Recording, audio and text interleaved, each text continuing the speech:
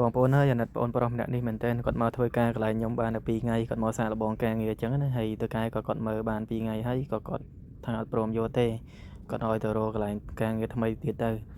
ឡូវគាត់ពងតែប្រមូលអីវ៉ាន់យកសម្លៀកបំពាក់ទៅរកកន្លែងផ្សេងទៀតហើយអាណិតគាត់មែនតើឥឡូវហ្នឹងហើយតើកាយក៏គាត់សុំទោសដែរហើយគាត់បើកលុយចំនួនការងារដែលគាត់បានធ្វើ2ថ្ងៃហ្នឹងទៅឲ្យបងប្រុសឥឡូវនេះខ្ញុំអត់បានជូនគាត់ទៅផ្ទាល់ទេបងប្អូនមានបងស្រីគាត់ទៅខ្វាំងជូធំដែរអញ្ចឹងណាហើយក៏គាត់នាំជិះរថភ្លើងដើម្បីទៅឥឡូវបានគ្នាហើយព្រោះអីគាត់ទៅមកថ្មីក៏អត់ចេះជិះរថភ្លើងឬកឡានក្រុងអញ្ចឹងណាឥ